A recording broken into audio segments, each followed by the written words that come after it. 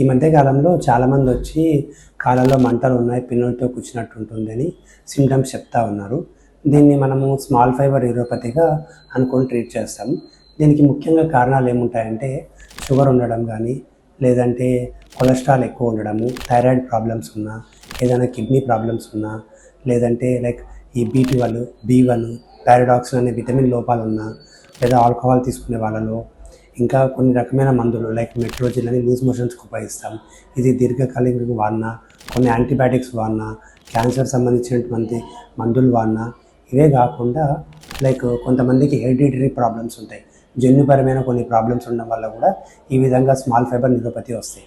ఇవే కాకుండా infections like HIV కానీ, SCV కానీ, లెప్రసీ కానీ, లైమ్స్ డిసీజ్ కానీ, ఇవి కాకుండా వాస్కులైటిస్ అని కొన్ని జబ్బులు ఉంటాయి, immunological disorders, rheumatoid arthritis, SLA, Sjögren syndrome అని, వీటన్నిటిలో నర్వ్స్ ఎఫెక్ట్ కావడం వల్ల ఈ విధంగా ఈ small fibre neuropathy symptoms like burning కానీ, మంటలు లేదా పిన్నులతో కూర్చున్నట్టే వస్తారు.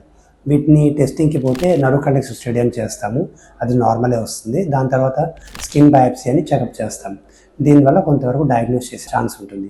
ట్రీట్మెంట్కి వచ్చేసి ముఖ్యంగా ఏ దానివల్ల ఈ విధంగా న్యూరోపతి వస్తుందో కనుక్కొని వాటిని ట్రీట్ చేయడం ఫస్ట్ థింగ్. రెండోది, కొన్నిసార్లు కారణం దొరకదు కొన్ని కేసెస్లో, వాటిని ఇడియోపతిక్ స్మాల్ ఫైబర్ న్యూరోపతిగా తీసుకొని సిమ్టమాటిక్ ట్రీట్మెంట్ ఇవ్వబడుతుంది. ట్రీట్మెంట్ చాలా రోజులు తీసుకోవాల్సి వస్తుంటుంది depending on the cause. Thank you.